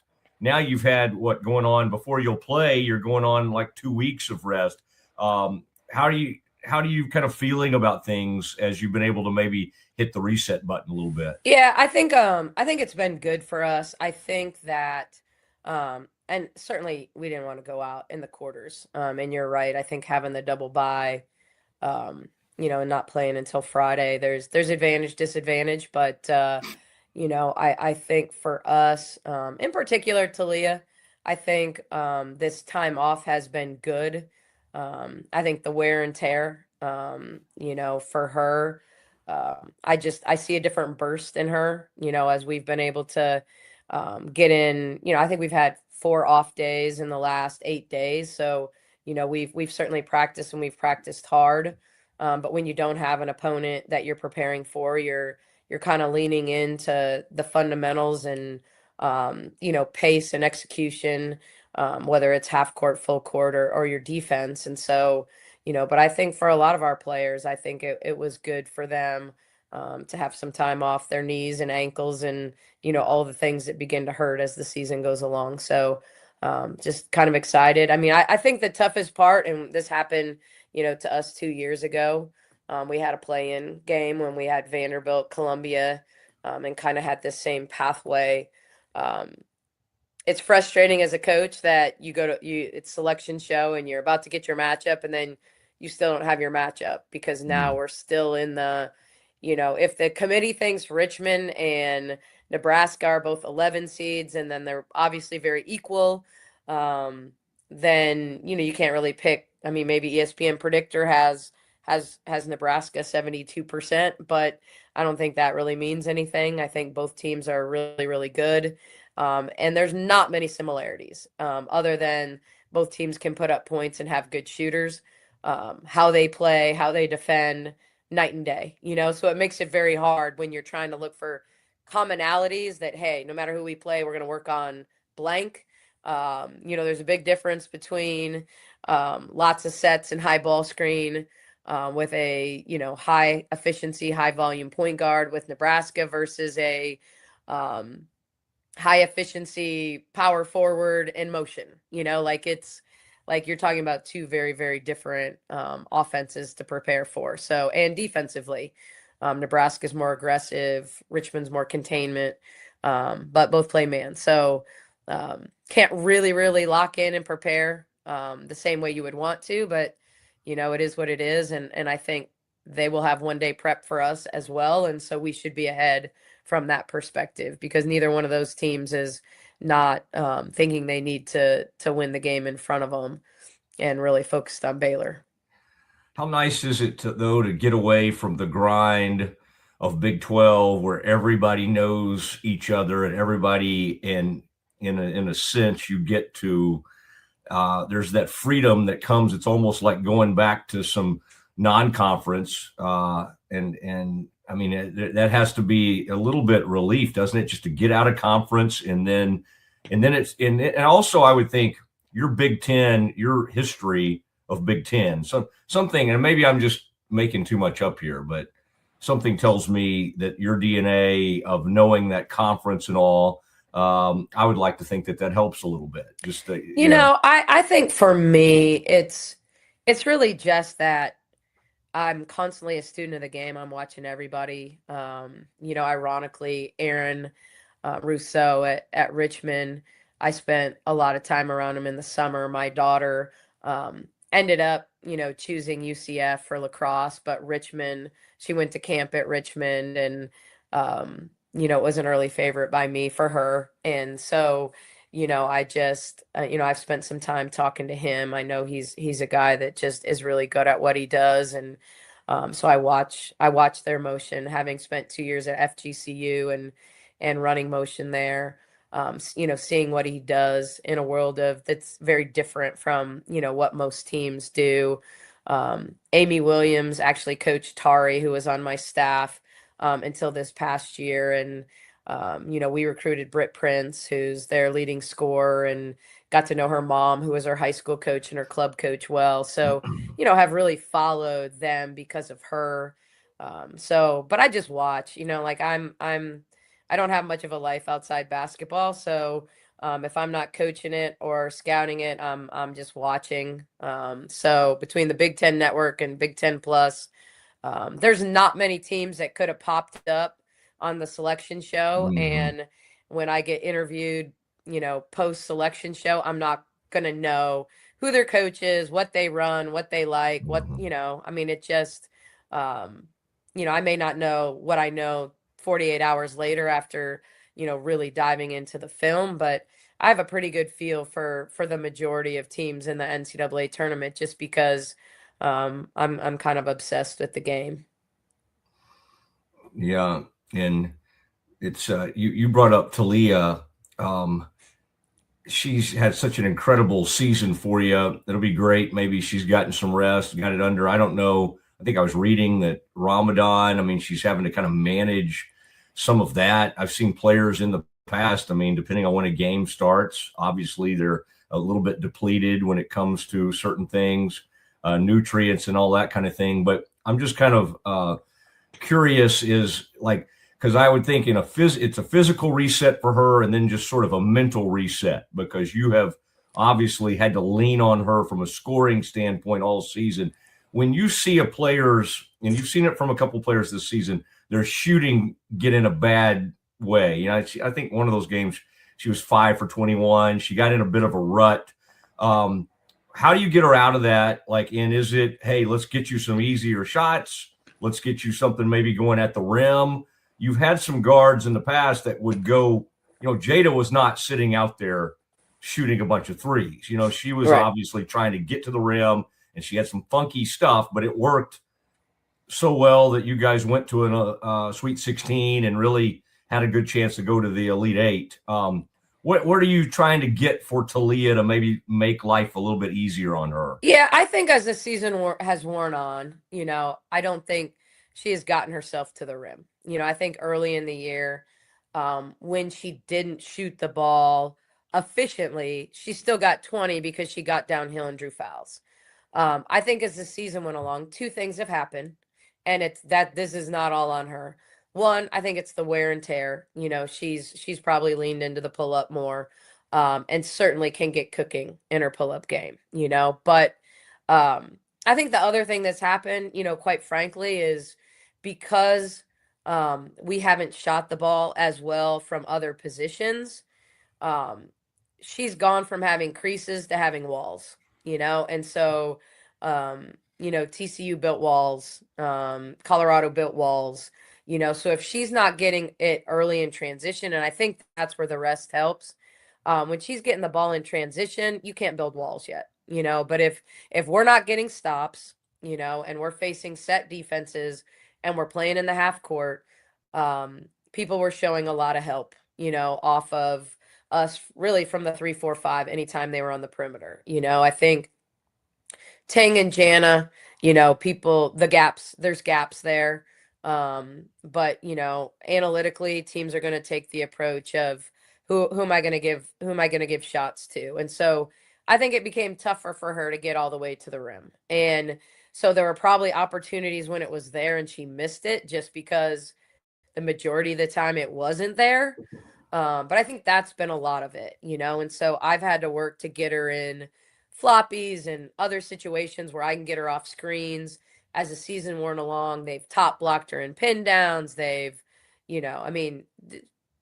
obviously, like, she's at the top of every scouting report. And so no matter who we play, they're not necessarily going to change. I mean, this is the first year, we've seen boxing one, like we've seen a lot of stuff, and we've managed to figure out most of it on the fly, but, we've had to be creative in different games with, because we haven't shot the ball as well as a lot of our players are capable of, Bella Fauntleroy is a good shooter. Her numbers do not, indicate that this year. And therefore that's made it tougher, I think. But we've got to get in transition. We got to get stops. And we've got to get her on the move. Do you kind of use this time also to remind your team that, hey, we had like a really good long run this season and we were in the mix for playing for the conference title? I mean, like, when it doesn't end like you want, do you have to get it? Do you have to almost put that, that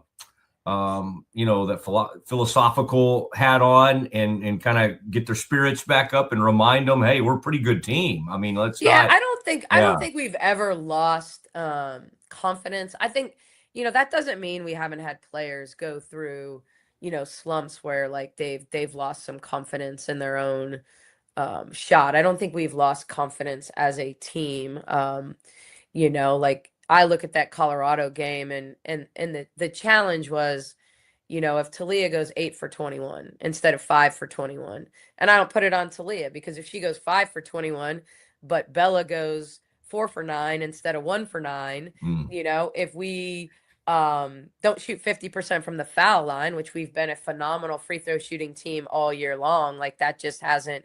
We had a few early hiccups, but we've been a very good free throw shooting team all year long. I mean, there's so many like things, that, put you in position to be playing in the semis in that game. And, and so I just, I think this team knows. I think this team, when they saw Duke up on the bracket, like they were like, yeah, like we remember what that game felt like. But we've got to have that kind of energy to win in the NCAA tournament.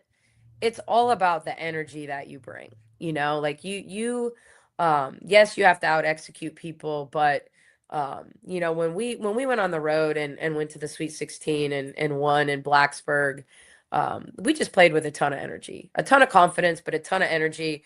And we had lost in the quarters that year to Iowa State as well in a game that we led, with a minute and a half to go, and so it's all about, being in that moment. And I think the thing about this team is, we've got a lot of people on our roster that have not played in the NCAA tournament, and so, it's like getting people to understand that it's a different level. There's a different, I think everyone that's here wanted that, but I also believe there's a different sense of, like we've got to, and it's hard because you think on Sunday you're going to have a team to prepare for, and automatically we're going to dive in yesterday, and all of a sudden we're still in limbo. Who are we playing? And, so it's like, okay, let's go over 2 actions from each team, and let's, focus on, okay, are they going to be in drop coverage against our ball screens? Are they going to hard hedge our ball screens? Okay, we're going to work on both, because, we're going to be prepared one way or the other. But you don't get to lean into, hey, we have to take away 44, or we have to, because we're not going to guess, And so, I could guess it based on watching who I think is going to win. But it doesn't always play out that way. That's, to me, if both teams play well and play to the best of their ability, what I've seen, I think I know who will win. But I'm not sharing that, and regardless of who wins, I'm probably going to say that's the team I thought was going to win. Right. So, but I do think that's the challenge right now. It's just, we got to be ready no matter who it is. You know, we've got to be able to Yeah. like get to Thursday and say in a 1-day prep, we've done what we needed to do leading up to that to be ahead of whomever we're playing, you know, who now truly has a 1-day prep for us. Is it kind of nice the fact that y'all are familiar with Duke? You beat Duke. I know they've had some ebbs and flows to their season. They kind of, you know, went down and then they've come rolling back. I would think that's kind of again, the other way to think of that is, well, they owe you one. But again, at least you're familiar with them. And again, that was a big moment, very, very, you know, early in the season. And by the way, do the players get excited about going to somewhere historical like we would, like, you know, a place that's been there since 1940, Cameron Indoor Stadium? Like, does that do anything for these players that are 20, 21 years old, or is that just A people few like of them. us? I will say, Okay. I heard a little bit of, it'll be cool to play at Cameron. Mm. If you ask half our team what the name of Duke's Arena is, they wouldn't know. I mean, so it's a balance. You know, there are those that are more basketball nuts, and there are those that play basketball, and that doesn't mean that's not indicative of how good a player they are. Just, you know, some people are built different that way. But I think they'll be excited when we get there. And is there is the familiarity piece? I mean, this is what I would say about Duke now and Duke then. The Duke that we played, I believe, was really confident because they played in the Elite Eight the year before. They were a basket away from the Final Four and a South Carolina upset in the Elite Eight. You know, I mean, it was that close. And so that team in the offseason had no belief that they weren't that team. You know what I mean? And so I think facing them in the first game of the season when they're the 7th ranked team in the country, I think that's who they are now. Like, I think they were the same. I think Duke went through a stretch where they lost to us, they lost to West Virginia, they lost to UCF, where I'm sure there was some doubting and whatever, and they had to get their mojo back. But I don't think we beat a wounded team, you know? And so that's one of the things that I think. We were the first team that beat them. You know, no different than we were the first team that beat Iowa State. We weren't the team that beat them after Addie Brown went out and they were limping, you know, through the month of January, you know? And so to me, like, we know they'll be motivated. We know they're going to be different at home. But to me, I just refuse to really spend much time talking about it because I have so much respect for Richmond and Nebraska, and we don't get to face Duke if we don't take care of business on Friday. And I think that I firmly believe that we're a team that can play with anybody. I also think we're not a team that can show up and win, you know? And so we have to play good basketball to beat Richmond or Nebraska. And so that's going to be my focus. I won't even look at Duke film until Friday, you know, at 4:30, hopefully, after the press conference and a win. That's when I'll lean back into Duke. And certainly I've watched them and I know all their players and, you know, I have, but, you know, are they running the same plays? I don't know. I haven't watched them closely like that.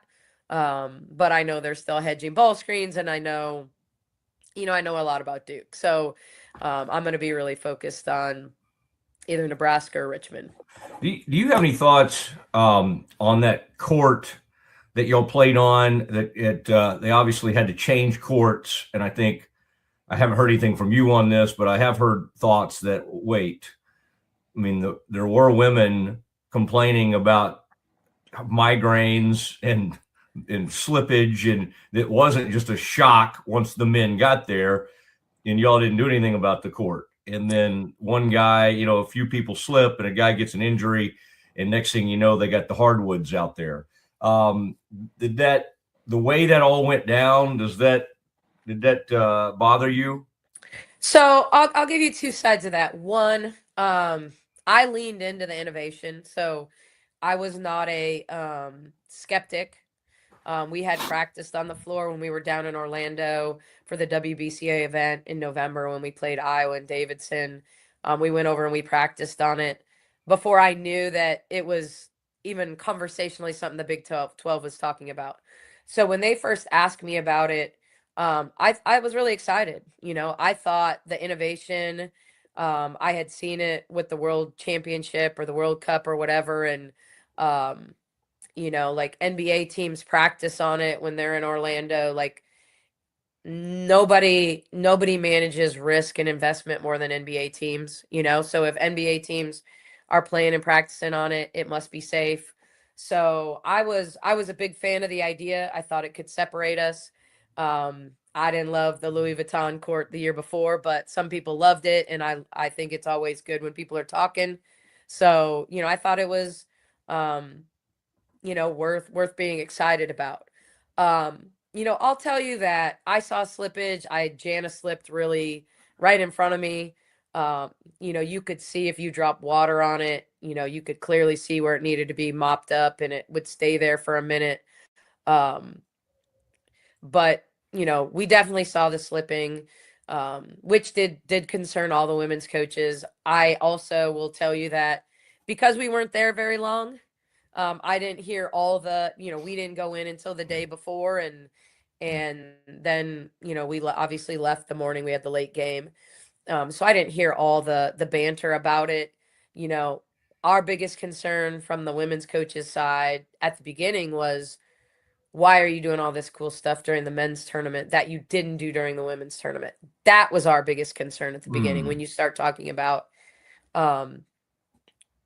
what were people saying, it's like, if I were to tell you what I was disappointed with, and I'm not sure the Big 12 wants me to share all my thoughts, but I thought when you have a chance to do, because when we practiced on it, I was like a little kid in a candy store with the iPad in my hand, drawing stuff on the court. Like you can do anything. Like It is amazing technology, and you can do anything. And we just have a grayscale court. Like I just thought it was very, very boring. I thought this idea that we can do anything with this, like we could change this court out every game. We could, I don't know. Like I just thought the lack of creativity within what was that technology was capable of. That's what I was most disappointed in, and then to see all the stuff they were adding when they got to the men's tournament, in the timeouts, that was more like, well, why weren't they doing that during the women's tournament, and so that was a bigger disappointment for me at first. But certainly this is what I will tell you about me. First and foremost, safety is the most important thing.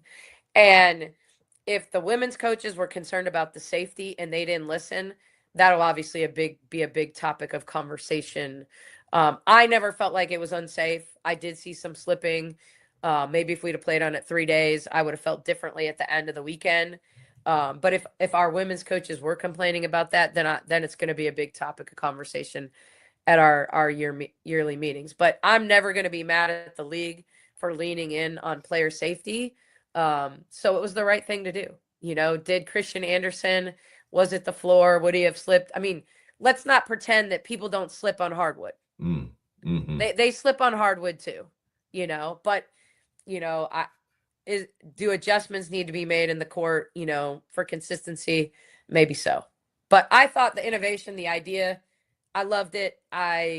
I'll lean into like Brett Yormark and what he's trying to do with the Big 12 and making our league different. And I'm on board with all of that. So, but never at the expense of player safety. All right. I appreciate it. I love how candid you are, and I knew you'd have a really good answer on that. And by the way, I thought last thing I had for you, Markela's coming on, and I would say a lot of times, cynics like me can focus on negatives. Yeah, you can. And yet I got to say that Markela, you knew it was coming, but and I think was that last game y'all played where you kind of had I think the TCU you game saw where TCU. Like I actually went to her. Like we wanted to take advantage of the Miles matchup and hadn't really been able to. And I thought Markela did a good job when we started playing to her of putting Olivia in action and, getting to the front of the rim. Her pull-up game's elite.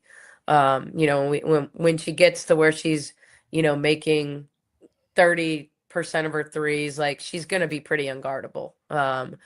And she's not there yet. And, if you watch her shoot threes in practice, you would say that kid can really shoot the three, but there's, like that has to translate. And right now, the part of her game that's translating is her ability to get, to her spots, get to the elbows, get to the short corners, hit her pull up, pretty creative with the ball. And, Markayla's superpower is like, she has a confidence that very few players, have, like just an innate sense of, I can do this, like she sometimes functions in a different spirit. I always tell this story. So she'd been on campus for, I don't know, a couple days last summer. And I look out my window and she's down in the gym and she's got her big, Apple headphones on and she's dribbling the ball at the top of the key and she's crossover between the legs, between, all this nonsense, which, I used to do the same thing when I was young. Like, it's just you in the gym and, you can see her imagining the scenario and she's waving off a ball screen, and then going one-on-one to her pull-up. And this is all happening and you can just see her in her own zone down there. And I remember calling a staff member in and I said, how many times since I've been at Baylor did I have a kid wave off a ball screen, at the top of the key? Like, it was just, but I love how much she loves to be in the gym, and I see so much of myself, like how many times I imagine hitting the state championship shot, like sitting, in my driveway. And like, she's still got that kind of purity and love for the game. So I would definitely expect big things ahead. That's exciting. Was there one particular girl who went after Griner when Brittany stopped by and that had to be kind of cool? And I started. I'll tell you what, I know when Bella hit her early and she missed her, quite frankly, patented. I always say the most difficult thing to defend of Griner's, having to guard her in the pros, and not me, but my team, is, she turns over that right shoulder, leads with her, arm, like, she turns with her shooting arm and puts that elbow, and she's 6 inches taller, typically than the person defending her. So that elbow goes like right at their nose and you tend to foul her because you can't pull your arms back. So anyway, she took that shot and she missed on Bella. And I think Bella felt pretty good about that. But no, she was great. Like, it was fun to watch her, interact with our posts. I was joking with Johnny, who coaches the post. I said, Griner's got him down here working on triple moves. I just want him to catch a bounce pass on a roll and make a layup when no one's guarding him, so but the joy that it kind of brought, and really timing was so great, because when you're a weekend of practice with no opponent and it's starting to get stale because it's like, it was really good to have her in the gym. And I mean, I know there's some controversy, not in my mind, but I'll tell you one thing. That girl has an amazing heart, an amazing love for Baylor. And for anyone that doesn't understand that, like, I need people to understand, Brittany Griner loves Baylor. And if the number of times between the retirement ceremony to, this weekend that she has said, you have no idea how much this means to me. When we're asking her to come back, and that's the sentiment, like, she loves being a part of, this university and this program. And so it's special to have her back. Like, our players feel it. She's truly a celebrity in the gym, but like, she doesn't act like it. And so, it was awesome. All right. Well, it's fun to catch up with you. If Kyla or somebody does a dream shake, during the game, we'll blame it on Brittany, right? If We you do will. like a Yeah, I'm like, I triple think move. I Yeah. think she just traveled 3 times on that triple move, but you know. You were watching that pivot foot and got a little. So, yeah. All right. Well, thank you, Nikki. You got it, And, Matt. Good to man, see you. We'll be watching right. everything, and we'll talk to you before the Sweet 16. All right. Sounds good. All right. You bet. There she goes, Nicki Collen, Baylor women's basketball coach, and always fun to catch up with her. And it'd been a week or two, so really wanted to cover a lot of ground there, but very, very interesting, and really enjoyed that. Glad we could bring that to you. That is Nicki Collen on the Matt Mosley Show, and that is our show for today. Wanted to close it out that way as we get you ready for what is to come. Bears play on Friday, and they'll wait Wednesday at 7 o'clock. They have to see that play-in game between Nebraska and the Richmond Spiders. Both teams pretty good. I don't think that's as big an advantage for Nebraska as one might think. We'll maybe ask tomorrow our Big Ten expert, Kevin Hoosier Hall. We'll see you tomorrow. And remember, we've got Dave Aranda begins the show. Mosley and Aranda, we go one-on-one live on the set at the Brazos Landing. Come by and see us tomorrow at lunch. Have lunch with the Matt Mosley Show. Of course, the John Morris Show, a special edition of that show, will begin at noon, and we'll take you noon until 3 there at the Brazos Landing, right there on the banks of the Brazos. We'll see you tomorrow. Central National Bank, this is Nikki. How may I help you? Yes, can you please transfer me to the loan department? You want to transfer? Yes, please.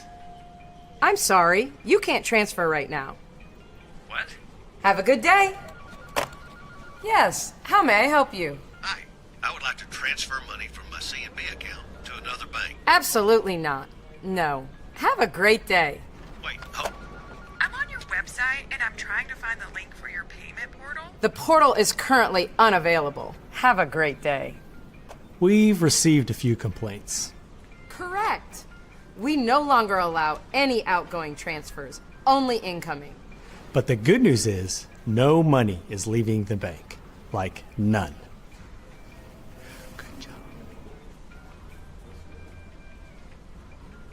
Central National Bank, proud partner of Baylor Athletics and Baylor Women's Basketball. Experience the future of secure private cloud storage with Internix. Protect your files with end-to-end encryption, ensuring your data stays private and accessible only to you. That's internxt.com today. Welcome to Market XLS, your all-in-one Excel solution for investors. Designed as an enterprise-grade platform, Market XLS caters to investment managers, secure and efficient investment management and research. Book your free demo. Experience with the Bosley MD hair regrowth kit was amazing. It was easy to use. It let me take off my hat. I could go in public and have my picture taken and feel normal again.